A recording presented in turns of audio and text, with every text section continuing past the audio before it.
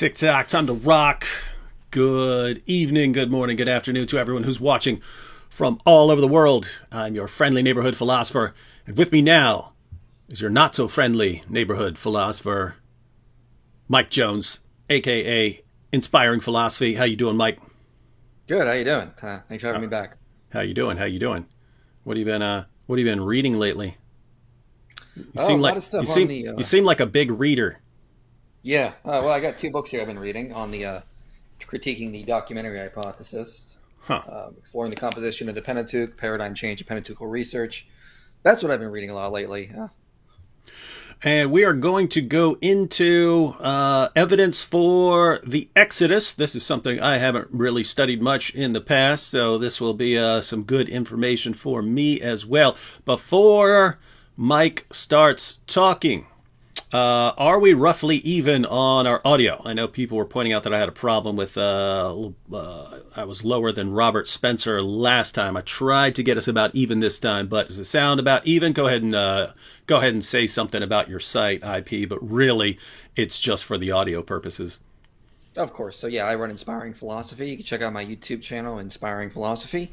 Currently working on a three-part series on evidence for the Exodus. Part one and two are out right now. The title is Exodus Rediscovered. The second part is on the wandering period, Exodus Rediscovered Wandering Period. And the third one, which I think is going to be the best and have the most evidence, will be on the conquest coming out July 8th on my channel.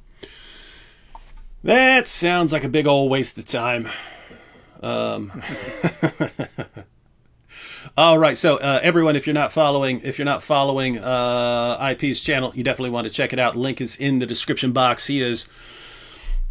I can't say you're one of the original gangsters of YouTube. When did you start? Because we started in like 2009. What were you like 2013 ish or something like that? 2012. 2011. 11. Okay, End so of that is 2011, yeah.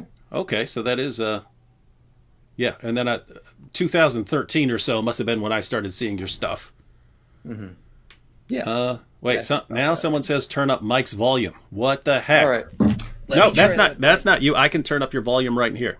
Oh, Craig, go for it. I will turn you up slightly because everyone else said it's roughly even. Check, check, check. Okay. All right. All Checking. right, guys, just keep us updated along the way. Hmm. Just know if I catch you lying about the audio being uneven, and I realize that you're lying just to annoy me, then I will block you permanently and not like you forever. All right. So, the Exodus. What got you into this topic, Mike? So actually, got me into it was a documentary, Patterns of Evidence. That's what first got me interested in it several years ago. Discovered that Exodus documentary is crap, filled with errors. Then moved to the early date for the Exodus, which is where some scholars try to date it, which is around 1446 BCE.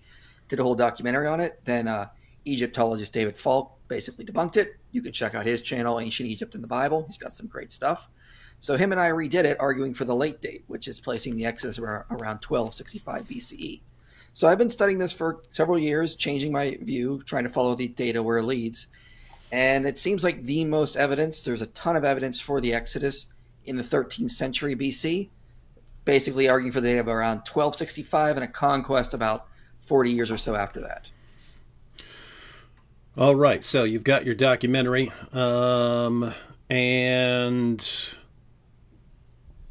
I don't know a ton about this topic, so it looks like I'll just hand it over to you, and you could go wherever you want it. I got some slides and stuff. I got So some yeah, slides and stuff that you sent, but so you're saying that it is a real event, but with a slightly different timeline than most people would be yeah. arguing for. The reason is just because people go to the book of Kings and it says that Solomon built the temple 480 years after the Exodus. And they go, okay, well, that Solomon builds the temple 966 BC. Then you can place the Exodus about 1446 BC.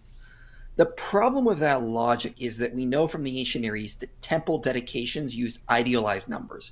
We see this in Egypt. We see this in Assyria, using numbers like 720 or 500 to commonly just sort of give like an idealized number for when the temples were constructed. They're not meant to be taken literal.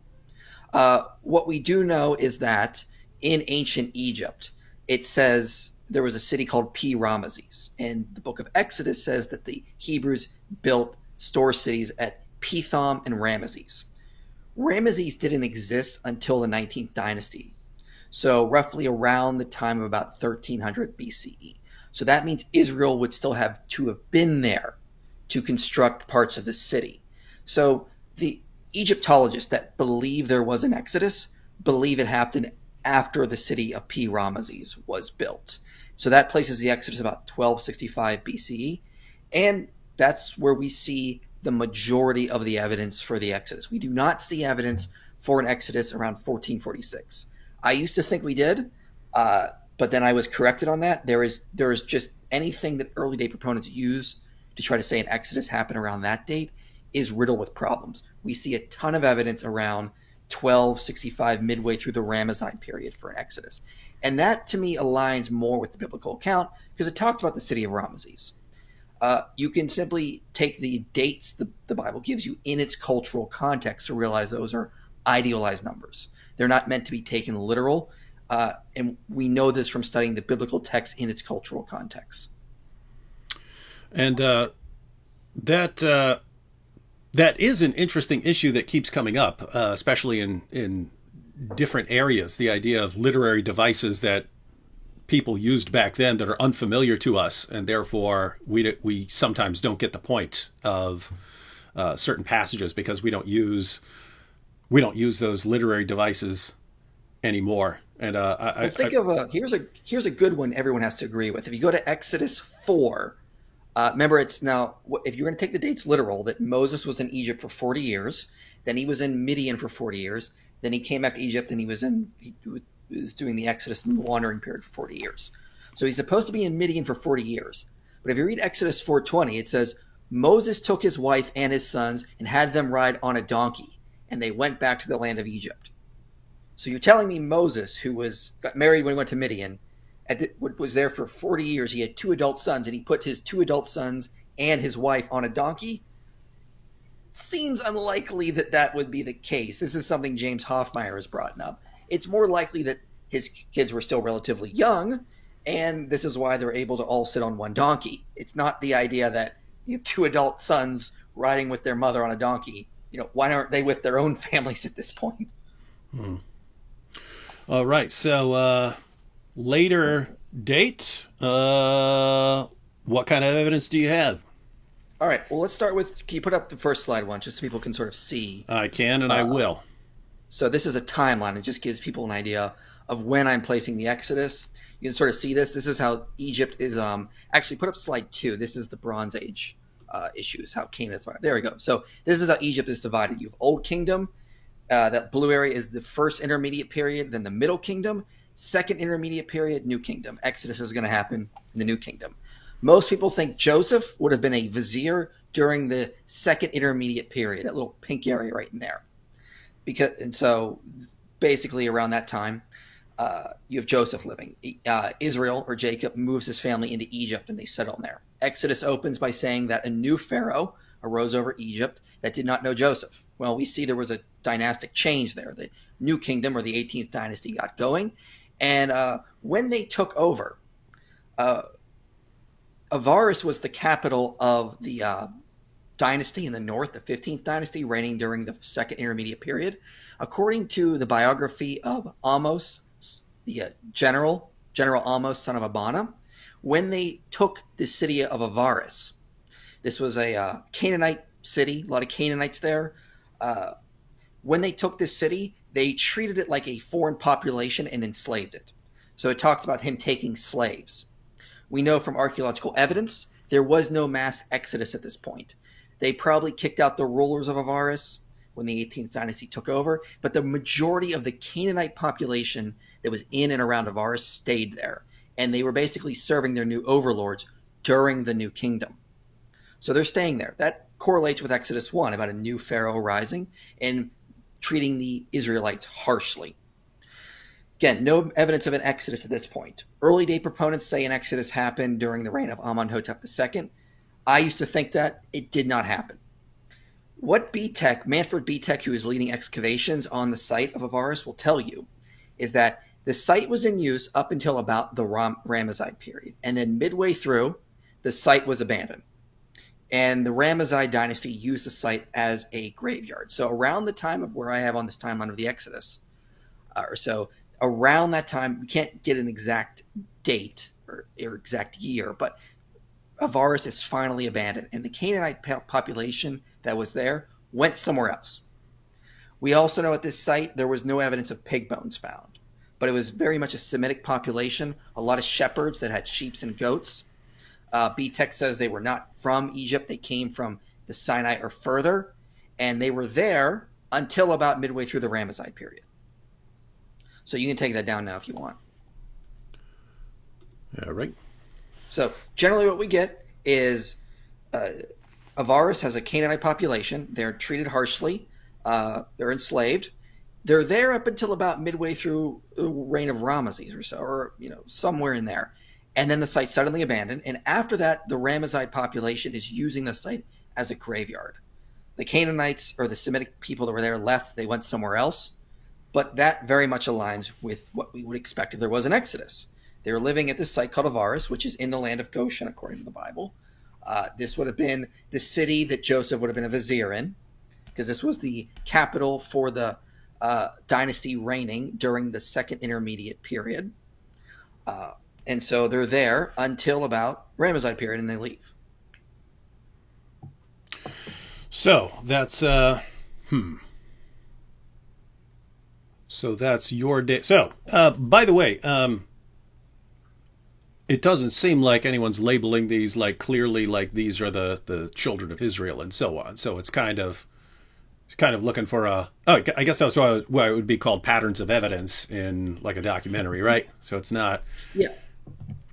It's not we have this group here and we know this is who they were and so on. It's here's a group that was there and then they come up missing, so it looks like there was some sort of exodus, and here are some things we can know about this group from when they were there, and this fits well with the Exodus, but not with the traditional dating of the Exodus. Yeah. That about right?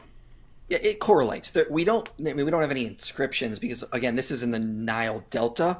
A papyrus just rotted away. We have scriptoriums that we know were there, and all the papyrus rotted away because this is not the dry climate, the dry areas of Egypt. This is where stuff is going to rot away. So we don't have any direct inscriptions. But we do know there was a Semitic population there that was living there around this temple to Set or Baal, and they were there up until the Ramesside period, and then they left.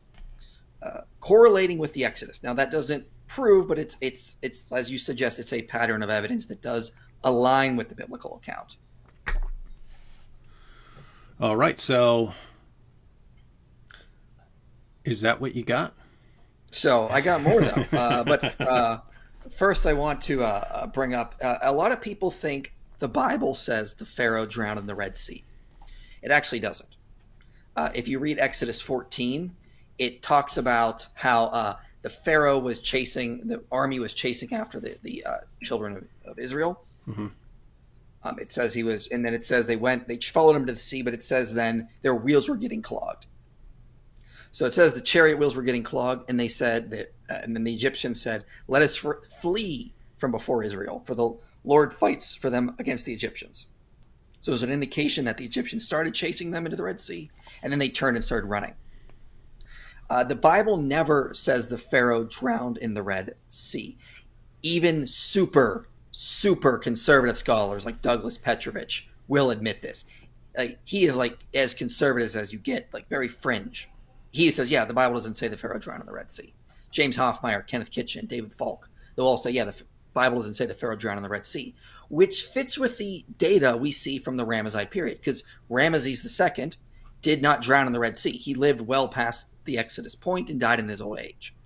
So it's very much the idea that the Egyptians were chasing them. They turned and fled. The waters would have covered a large part of the army, but not all of it. It uses hyperbolic language to talk about the description, but the Pentateuch often uses hyperbolic language. I bring this up for a very important point because I was looking in the Quran lately, and it mentions several verses saying that the Pharaoh drowned in the Red Sea. we don't have any evidence of the Pharaoh ever drowning in the Red Sea. We have no evidence of any Pharaoh ever drowning or dying by drowning in the Red Sea from the New Kingdom.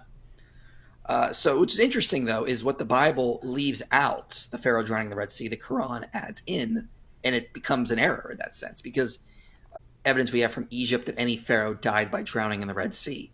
So the Quran actually has an error here, I would say, by saying in places like Surah 28:40, Surah 17:103, Surah 43:55 that the Pharaoh drowned in the Red Sea.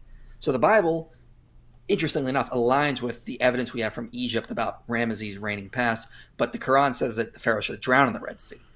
Did you want to take a look at what the Quran says? Yeah, let's go for it. All right, I'm pulling up the Quran. Alhamdulillah. Let's see here. All right. We have the Quran here. We have Surah 17, verse 103. Let me go with the Shakir translation. So, he desired to destroy them out of the earth, but we drowned him and those with him all together. So, drowned him and those with him. So, that's 17:103. 28:40. I'll go with Shakir again. So we caught hold of him and his hosts. Then we cast them into the sea, and see how was the end of the unjust. So that's Pharaoh cast into the sea. Let's see what else we got. 43:46. And verily we sent Moses with our revelations unto Pharaoh and his chiefs, and he said, I am a messenger of the Lord of the worlds. And you get to 55, it then talks about the Pharaoh being drowned after his engagement with Moses. Let me scroll down through this.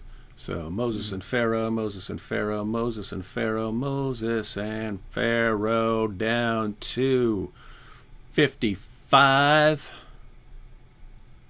So when they angered us, we punished them and drowned them every one. When at length they provoked us, we exacted retribution from them, and we drowned them all. Yeah, and I think it talks about in other places about how the body of the Pharaoh is supposed to be like to show this kind of thing, that he was drowned, like some sort of memory of this. And again, there's no evidence Ramesses, or again, any Pharaoh, even if you take a different date for the Exodus, there's no evidence any Pharaoh ever drowned in the Red Sea. And it wouldn't... I know you've looked into this, but I remember looking at this because this was a popular argument like back in 2005, 2006, where Muslims would argue that this has been verified, that the Quran verse that talks about Pharaoh being preserved in his body, they were interpreting as God predicting that Pharaoh's body would be preserved as a mummy. And so they're saying that this is the Pharaoh of the Exodus, and it's been confirmed because they have his body. And what I recall looking into back then was, one, didn't seem, there was a lot of criticism on whether that was the correct Pharaoh.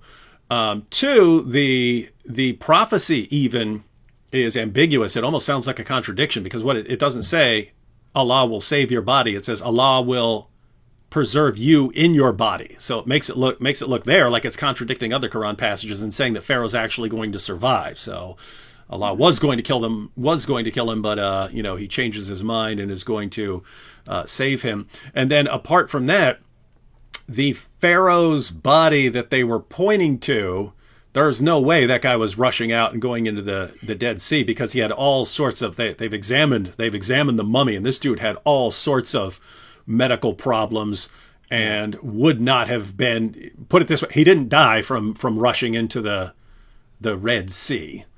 Right. He died from massive health problems that had built up over the years and so on. Is the last person that would have been riding around chasing the children of Israel.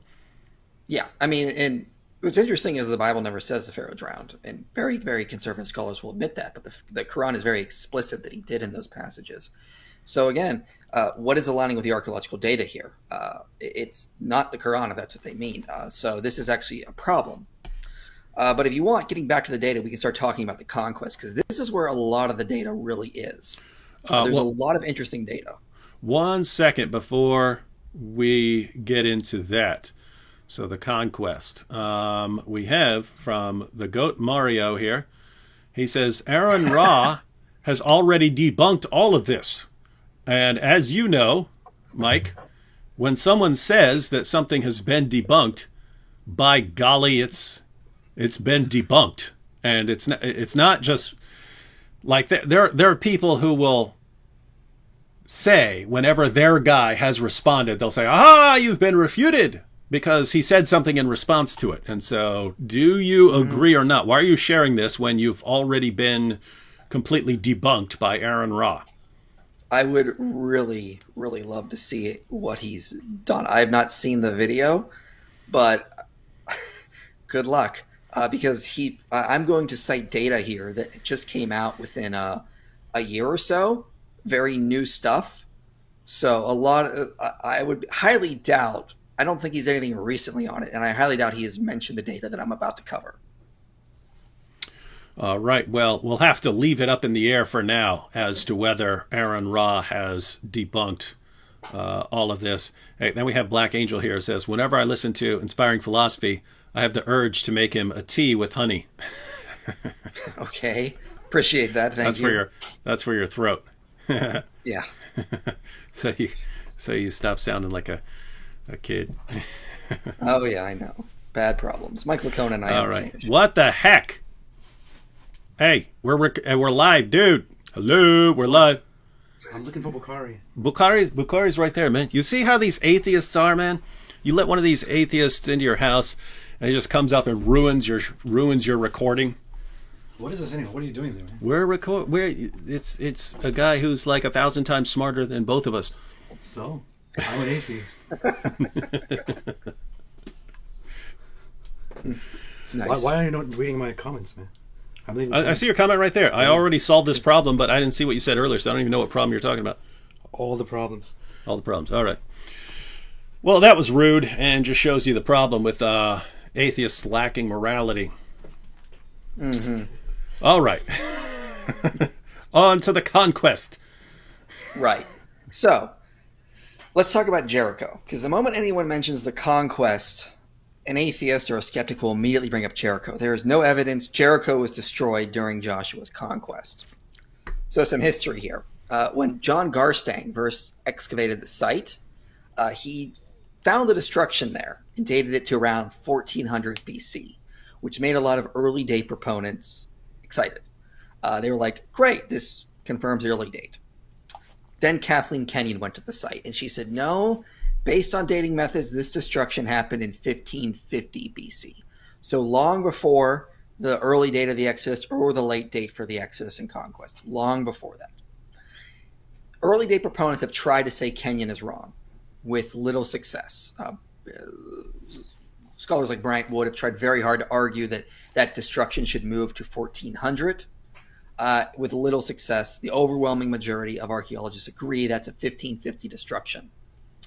But what people don't realize is that John Garstang actually identified two destructions. The early one, which Kenyon dated to 1550, and he says there was a later one. In his book, The Story of Jericho, on pages 123 to 124, he mentions this thing called the Middle Building, which was built on top of the earlier destruction, and it had its own destruction by fire. So there likely was two destructions. Well, we didn't find any really good evidence that there was a second destruction for many decades after this. But we found out why recently, because there was an archaeologist who released his latest reports, Lorenzo Nigro, and he noted that the layers that date to the time of Joshua were cut in by later builders. So occupants from the Iron Age, the Roman, Byzantine periods, they cut into the late Bronze Age layers, removing them. So the reason why we didn't find any evidence of a destruction during the time of Joshua is because of destruction, site leveling from later builders at the site. So what basically happened is the layers that would have revealed if there was or was not a destruction were cut in and removed, and that's why they were not finding this. So it's not that there is evidence. It's not that the layers, the archaeological layers, show that there was no destruction. It's that they were removed, revealing whether or not there was a destruction there. So those are interesting in the latest reports that came out. However, he did say something else that was interesting. He did note that that there was, after the 1550 destruction, and if you want, you can put slide 3 up when I show this timeline. After the 1550 BC destruction, they did rebuild on top of the site with a fortified mud brick structure. The site was there during 1400s, during the 1300s. We can see that there was a occupied structure. Then he says something interesting. He says, Iron Age 1 was detected only in a few places on Spring Hill. Diagnostic ceramic material was dated to the 11th century BC and may be related to a rural village that rose out of the ruins of the late Bronze City. In other words, we see there was a late Bronze fortified structure that was there, and then in the Iron Age, something happened. We don't know because the layers have been cut into. But after that, we see there was just a rural village. So this is in Lorenzo Nigro's latest reports, the Italian-Palestinian expedition to Tel es-Sultan, ancient Jericho, 1997 to 2015. So essentially, the archaeological data does not contradict Joshua's conquest. It doesn't confirm it per se, but at least it aligns with it. Because we've been told for decades now that Jericho debunks the Exodus because it shows there was no destruction there. Well, the latest reports showed us that the reason why we weren't finding a destruction layer was due to site leveling. But we do see there was some sort of change that happened at the end of the Late Bronze Age, which is around the time of the conquest. There was a mud brick fortified structure that seems to have fallen into ruins somehow, and after that, a rural village arose onto the site.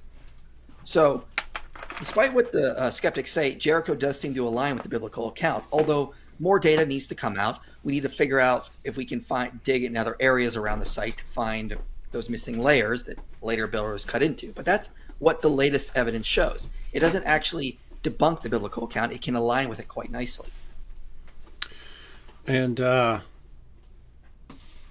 in random news, it looks like AP needs attention and was upset that he's being ignored while I live stream. I like his ponytail. It needs to be. Yeah, is that a man bun? Is that what that's called? What is that? It's like what those dudes who ride bicycle, like those tricycles for adults. No, I'm trying to be a samurai. All right. Well, he's dead set on distracting this entire thing. Again, that's what atheists do, right? It's like, oh, you guys are having a discussion about archaeological evidence and so on, so let me just be a distraction. One quick comment here.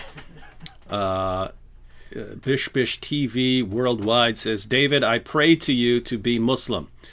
Bish, do not pray to me. Do not pray to me. I know you're used to praying to Muhammad all the time. You guys talk to him directly in your prayers. You say, peace be upon you, O Prophet, as if he can hear you. So I know you're used to praying to Muhammad. Do not pray to me, please. All right. Just had to get that out of the way. All right. So we got IPs dating for the Exodus. We have Jericho. You're saying it can actually fit. So what we have, we note that at the beginning of the New Kingdom, the population of Avaris was treated harshly and enslaved. They were there until about midway through the Ramesside period when the site was abandoned, turned into a cemetery. And about 40 years or so later, we see there's a change at Jericho. We can't get an exact year, but roughly around that same time period, there is a slight change, at least with Jericho. So we see there's some sort of pattern forming here.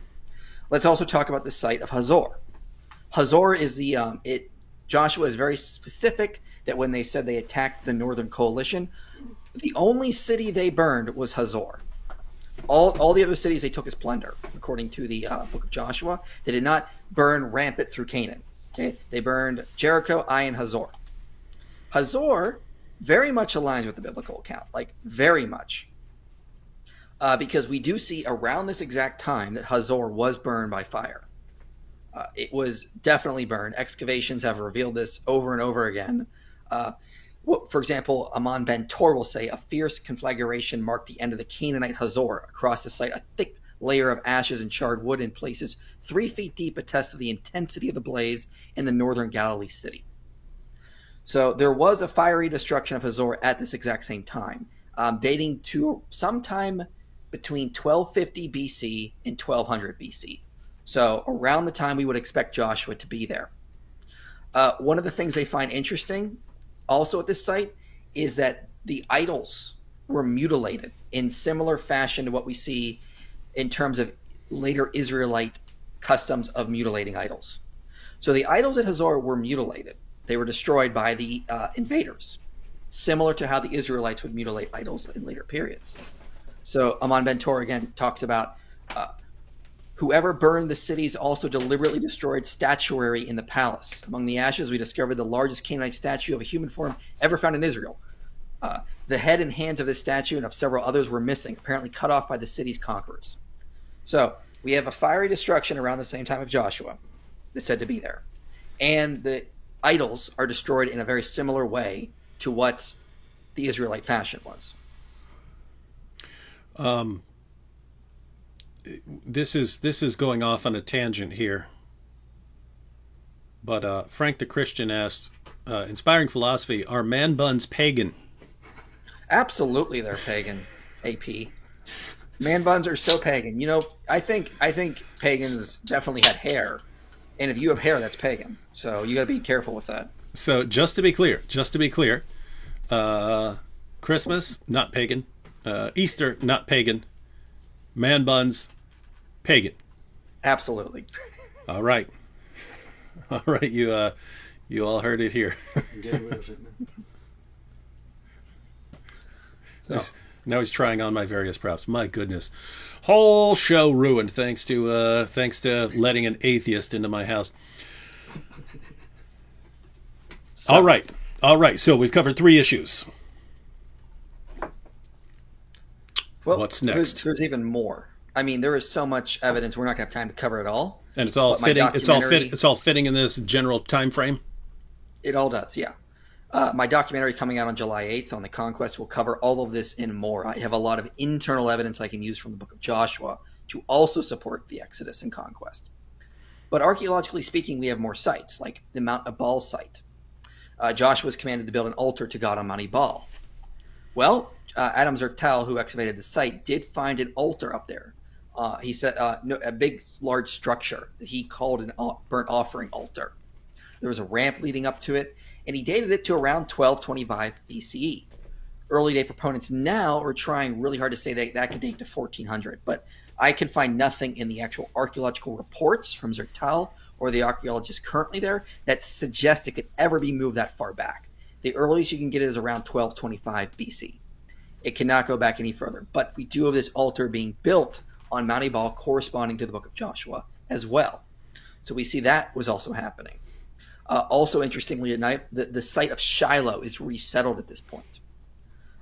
Israel, of course, was at Shiloh in the book of Joshua. They're using the site as a cultic site.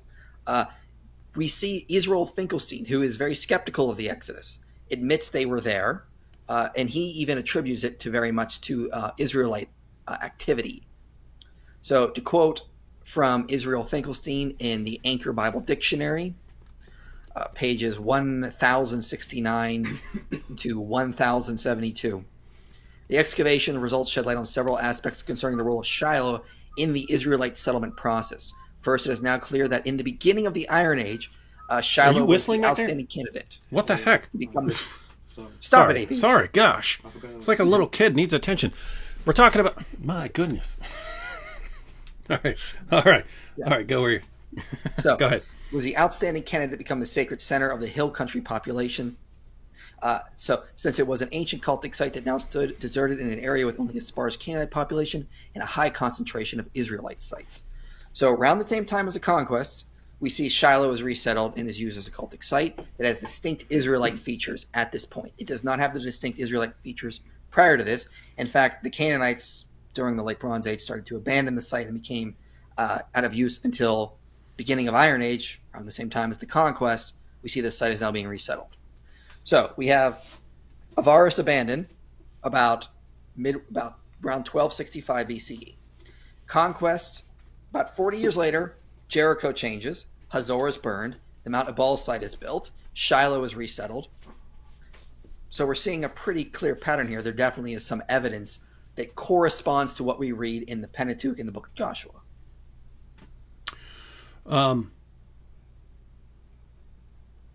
Before we go on, just had one question because you mentioned a documentary that is coming out.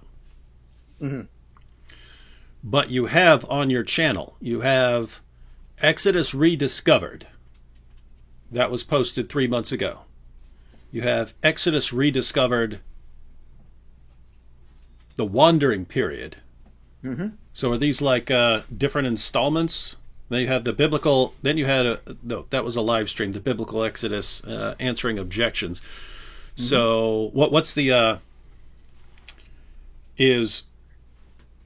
are you covering different issues as these are being released, or you are saying I was wrong back then and here's my new view?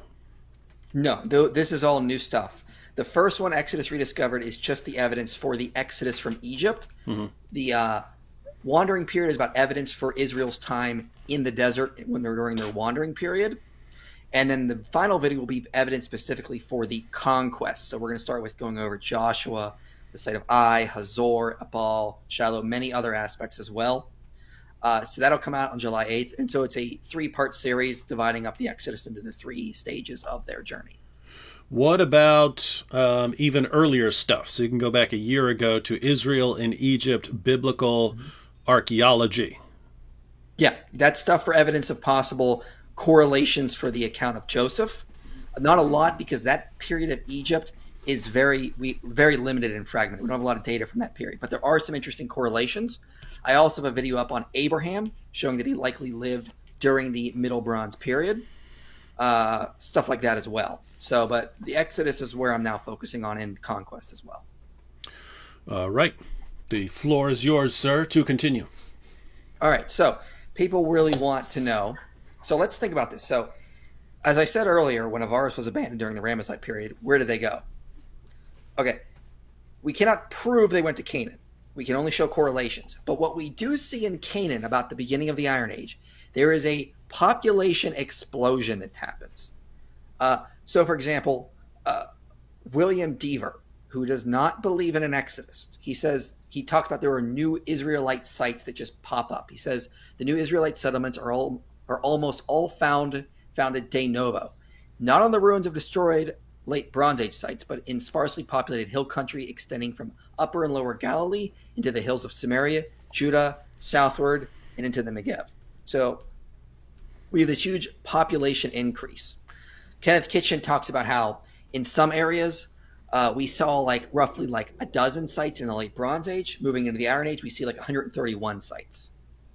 Or we see in some areas about a dozen sites go up to 200 sites, very dramatically, very drastically. If you want, you can put up the last timeline I have. I think it's slide 4. You can and I just give a rough take of the population change. It's a sudden dramatic change. So, slight distraction here. Not the obvious. Not the obvious one.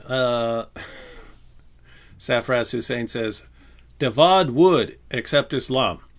I have no idea who Devad Wood is or why he should accept Islam, but Safraz, you got some problems. You got in order to accept Islam, you have to accept the most obvious false prophet in history.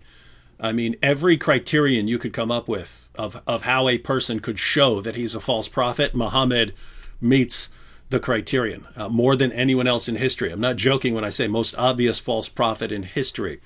And then you say, why should we believe in the most obvious false prophet in history? And you guys, your apologists make up stuff. Oh, because of the perfect preservation of the Quran. Well, the Quran ain't been perfectly preserved. What are you even talking about? But the miracles of Muhammad. He didn't perform miracles according to the Quran.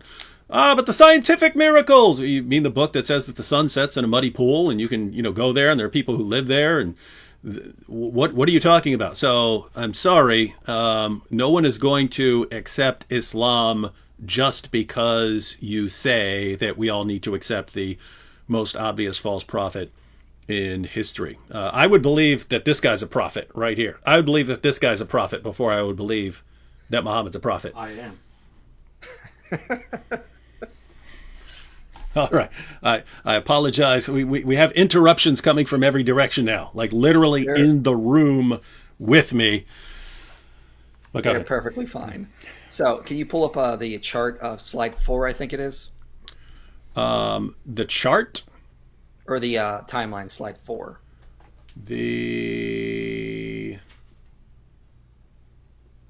Oh, wait a minute.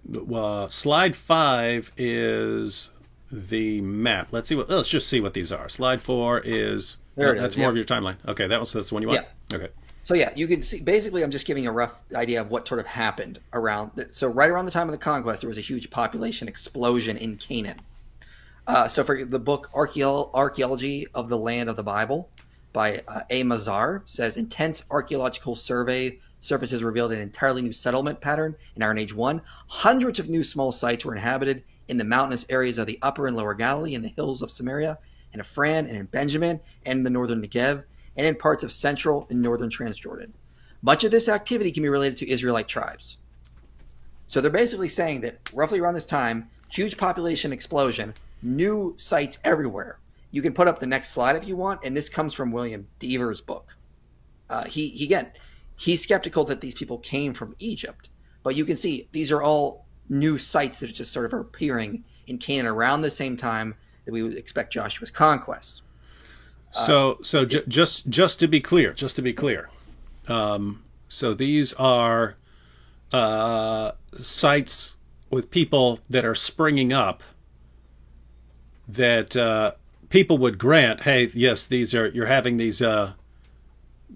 these spots of growing populations and so on, and it corresponds to the time when you were pointing out another group was leaving, but people wouldn't necessarily say that this is the same group that was leaving Egypt. Well, yeah, it's weird. It's just the Avaris is abandoned about 40 years earlier, and then about a generation or so later, all these new sites show up in Canaan. Also, Hazor is burned. The Abal site is built. Shiloh is resettled. Jericho has changes. It just seems everything is correlating. And if you want, you can put up the last slide, and this comes from Lawrence Stagger's book. Or not his book, but his chapter in the book. All right. This see. This is actually bigger. I can scroll down if there's something you want to see. No, this comes from the book, The Oxford History of the Biblical World, Lawrence Stagger's chapter, and he shows the changes. You see in the first column, the Late Bronze Age. These are the sites in those areas.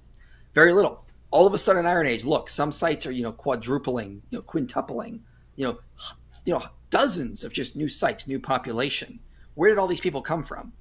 The skeptical response is that this is what Israel Finkelstein and William Dever will say, is that when the Middle Bronze Age cities collapsed around 1550, these people became nomadic shepherds and stayed in Canaan.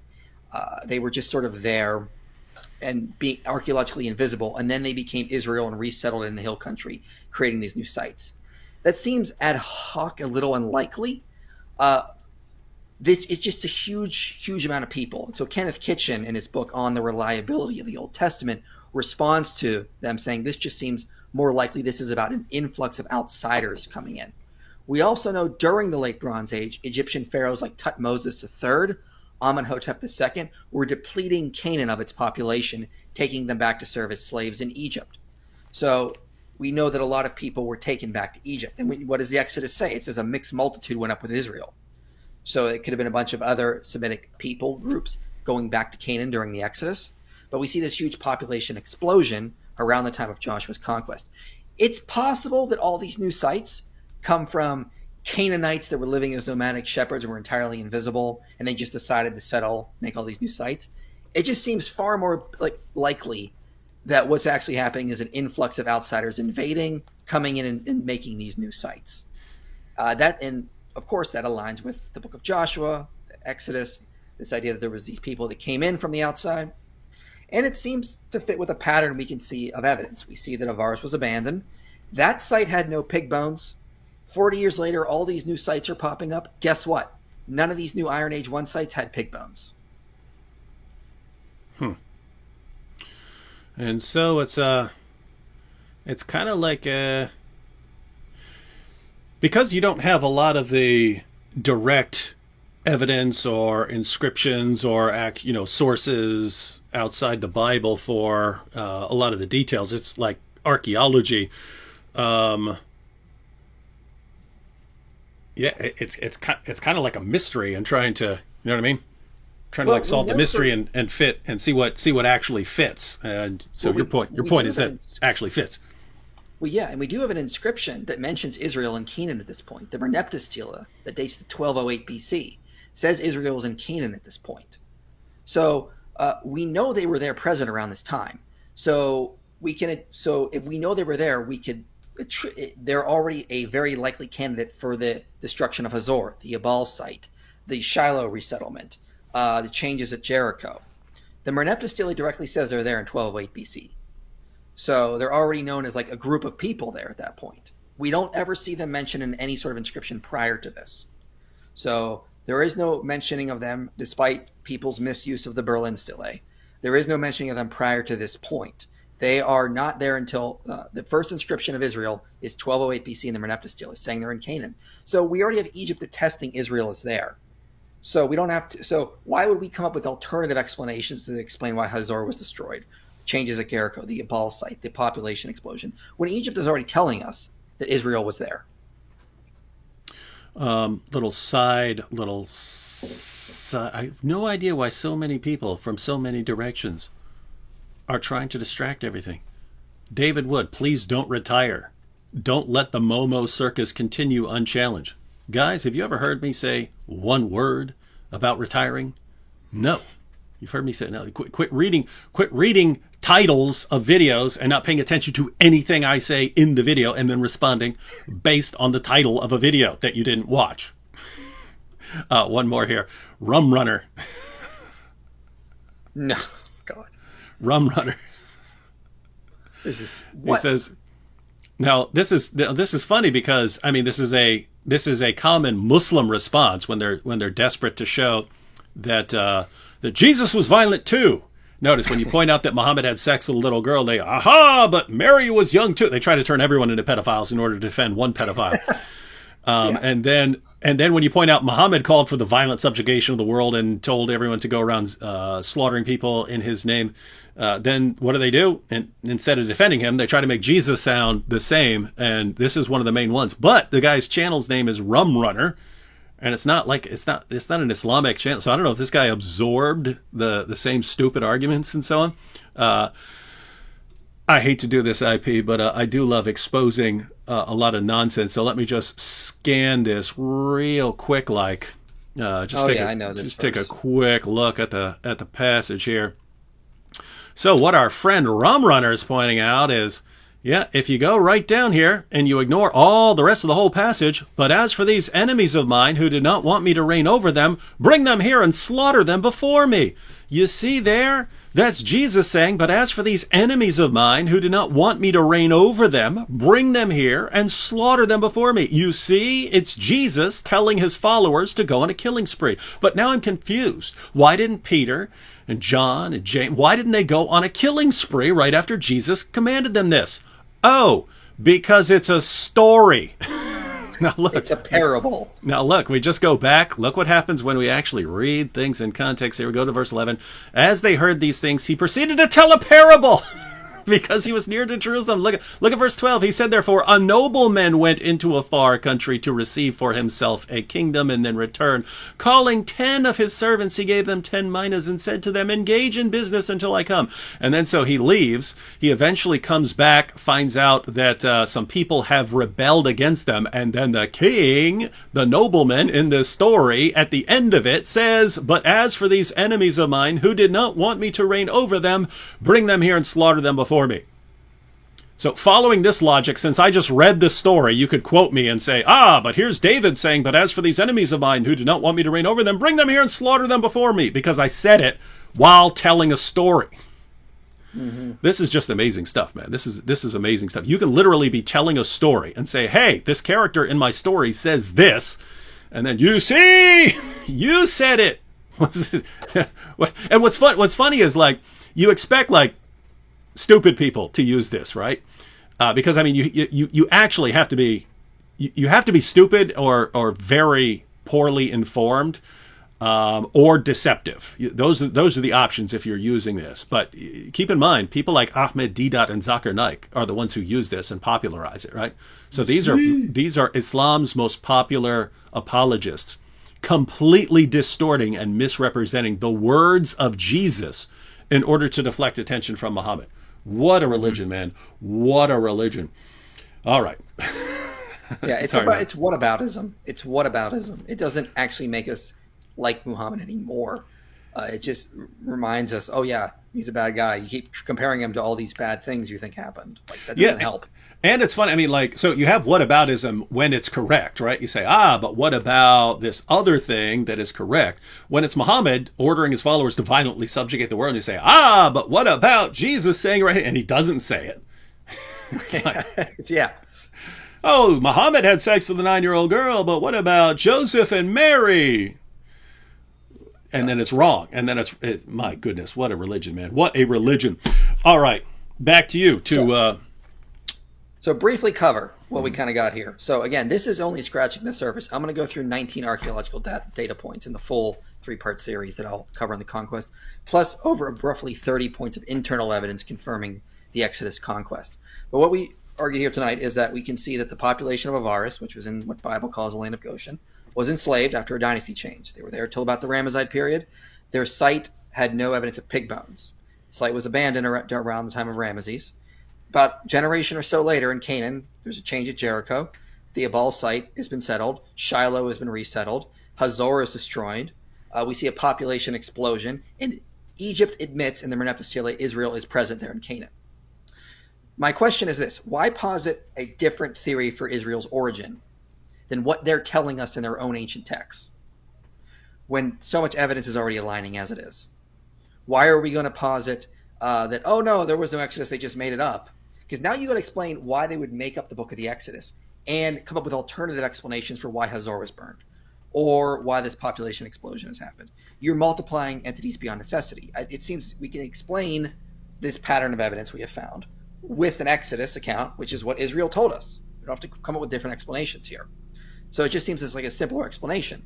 And none of this would actually prove God exists. It does support the biblical reliability, but you could have and believe there was an Exodus account. Like, it doesn't, I don't see why would you want to even just reject that entirely. It seems entirely fair. You could have, this could all just have been a natural event and people interpret it as God's will, as God acting, but it can still confirm an Exodus account. I don't see why skeptics go so far as just to deny the Exodus. Yeah, there is if there was just absolutely nothing that fit and so on. And so if you just had the Bible and it was the Bible versus everything else, then obviously if you don't take the Bible as an authoritative source and it's going against everything else, then you'd see the problem and not want to take it seriously. But there is this issue, and same thing with the New Testament, of people not wanting to treat the Bible as any kind of source at all, which seems insane to me, right? You've got grades here. So you've got inspired, inerrant word of God, and then you go all the way down to, okay, these are some ancient documents written by people who weren't inspired.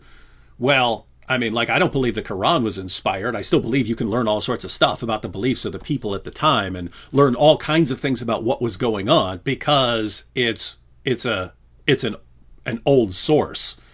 And so it is just weird, right? That historians will find all of these details that line up, that match up with Jesus. But you'll have people that, if the Bible is your source about something, then even if all the stuff we know historically fits with the biblical picture of Jesus, there are people out there who won't count the Bible as any kind of source at all. And so looks like we have something similar with the Exodus.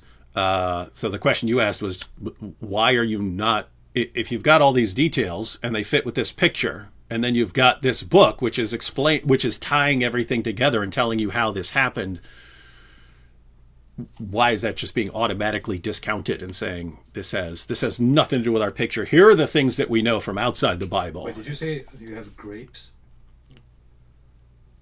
You trying to, man, eat some grapes, dude. What the heck? Sorry. So I also want to add that I'm not coming up with this stuff on my own. I'm getting this from experts, Egyptologists. So my 3-part documentary series, including part 3 that's coming out on July 8th, Egyptologist David Falk helped extensively with this. You can check out his channel on YouTube, Ancient Egypt and the Bible. He's got a lot of good stuff there, but he's helped extensively with this. So I've been working with experts. Scholars like Joshua Berman and Mark Chavalas have reviewed these and offered criticisms and changes for me to make, as well as Benjamin Noonan, another biblical scholar. So I'm trying to work with scholars here on this. This is not just me coming up with this stuff on my own. Okay, I'm not that special. I'm getting this from the experts themselves, Egyptologists, biblical scholars. All the evidence points to an Exodus and conquest at this time. There is a lot of evidence pointing there. So we have enough, I would say we have more than enough to confirm an Exodus, just from what I've given you tonight. And this is only scratching the surface. I have so much more data to cover on July 8th. So that is, it's funny. I was about to say, hey, give me the links to your ongoing series, and so I can add that to the description box or add it as a pinned comment. And then I was going to say, hey, and I'll go ahead and link to your to your one in July. And I was like, wait a minute, this channel's deleted July 4th. So that's not going to work. So, ladies and gentlemen, be sure to subscribe to IP's channel so you can get that. If you're clicking on this right now, it's probably a topic you're interested in. So definitely subscribe to his channel. You can check out some of his other videos on this topic that he's made so far. And then you said July 8th for the new one? Yeah, July 8th will be the conquest one. Then I'll probably do another hangout with David Falk. And we'll deal with objections from skeptics against the Exodus. So we'll cover some of that stuff there as well. But yeah, July 8th is the date for the final one, and that's going to have the most evidence in my view. All right. Well, so they got your views going through the timeline here and nowhere to get more. Any final thoughts before I shut down and beat the crap out of this apostate behind me for... Well, you can also just remember, all of this data also helps support the unreliability of the Quran, because again, they say the Exodus Pharaoh drowned in the Red Sea. James Hoffmeyer, Kenneth Ketchen, even ultra-conservative scholars like Douglas Petrovich will say the Bible never says that. The archaeological record does not indicate any New Kingdom pharaohs ever drowned in the Red Sea. So this is a problem for the Quran, but it's not a problem for the Bible. The Bible fits with the archaeological data quite well. Interesting stuff. All right, so yep, we will definitely all be checking that out, and I have this amazing inclination to tell people to come back for the link when this channel's not going to be here. It's so funny. All right, so ladies and gentlemen, if you're not familiar, I mean, you've been on with me several times right now. I want to say, hey, if you don't know if you're not following Inspiring Philosophy, then, I mean, it's kind of your fault, right? It's like, it's not like there are new channels and stuff where I would say, hey, make sure you follow this guy's channel because he's new and you don't know him. But if they don't know you by now, there's something just wrong with him. So if there's anyone out there who's not following Inspiring Philosophy, definitely check that out. He is going into some great depth on a lot of topics that are very relevant to Christians and to critics of Christianity. So definitely check out that channel. Who's that guy again? Is he a YouTuber? Something? My goodness, man. Everyone stop right now. Sorry, Inspiring Philosophy, Mike Jones. Stop for a second. Everyone just give the apostate prophet attention here, because he obviously needs attention. Okay, just wait. He should be your hype man. Be back there like beatboxing or hyping you up like, oh snap. That's what that would be cool. We should do a live stream one day where we bring hype men, hype guys, and like everything we say, someone's in the background. Oh! That would be like a Muslim debater's like dream fantasy, to be doing an online debate like this, but have a whole crowd behind him to shout that he's making great points. It helps to cover up the bad points. All right. Well, thanks for joining us. Mike Jones. And everyone follow the channel. And don't worry, when the documentary comes out next month, we'll find a way to get it to you if this channel happens to be destroyed on the 4th, which it will. All right, catch y'all later. Like, can I ask a question quickly? What? I want to ask IP a question before you leave. Yeah, go ahead. Hurry up. Is it true that IP is never gonna give you up, never gonna let you down, never gonna run around? You don't even know the words, man. Yeah, I forgot. I don't know. Never gonna give you up, never gonna let you down. I don't know the words either. Hurt you. He just rickrolled everyone. Very disappointed in both of you. He just rickrolled everyone. All right. No more rickrolling. Catch y'all later.